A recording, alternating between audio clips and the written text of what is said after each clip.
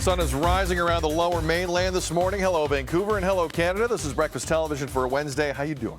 My name is Sid Sixero. Traveling solo is, for many, still a bit of a scary concept, but there are numerous benefits to traveling alone. Here with tips is travel expert Jennifer Weatherhead Harrington. Jen, good morning. Welcome to the show.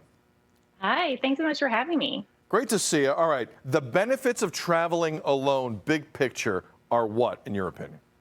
Well, I mean, it's all about you. Have you ever been on a trip before with family or friends and you're like, I don't want to go to that museum, or I just want to sleep in, or I want to go paragliding, but no one else does.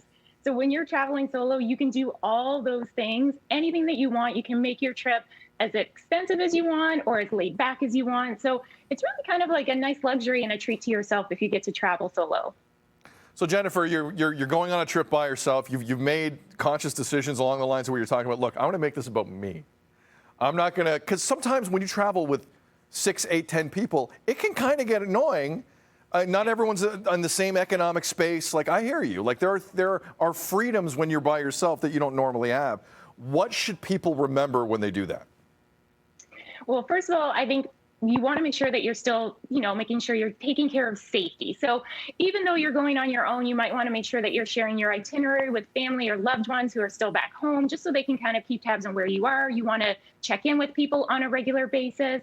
You also want to make sure that you're researching the areas that you're going to make sure that you're in a safe spot, your hotel is in a safe neighborhood, that kind of thing. Also, just making sure that your phone is always ready and charged is a good tip, and make sure that you have an international plan or buy a SIM card in your destination to save a little bit of money. Make sure your hotel or accommodation has free Wi-Fi. That's always a great tip. And then, of course, make sure you have an emergency list just in case you need to get to a hospital, the Canadian embassy, check in with your travel insurance. Make sure you have all of that stuff taken care of before you leave. All right, so these are great points. The embassy thing is big, actually. I don't think enough people think of that. It's a great tip. So you've gone down that checklist, and now you got to make a call. You got to decide, if you're doing this by yourself, where are you going? What are the best spots for traveling solo, Jennifer, in your opinion? Yeah, so there are tons of really great spots. And I think Europe is one of those destinations that is really easy and familiar for Canadians to be traveling to. Iceland is consistently one of those top destinations for solo travelers because it's a small country, very low on crime, but they have tons of adventure and relaxation. So that's really appealing to someone who's looking to really escape and get away from their everyday life.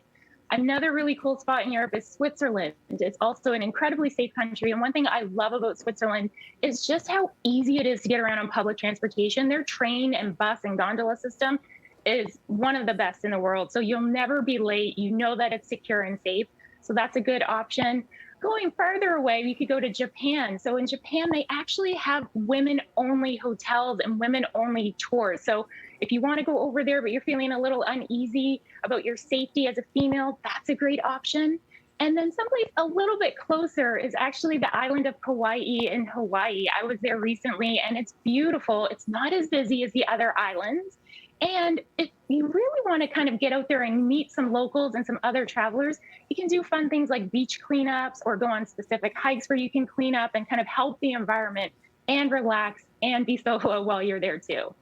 Some great ideas there. All right, so Jen, from a safety standpoint, you've checked all the boxes, you've picked your destination.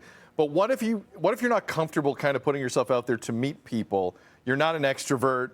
You're not some clown on TV like me. What if you're more shy generally?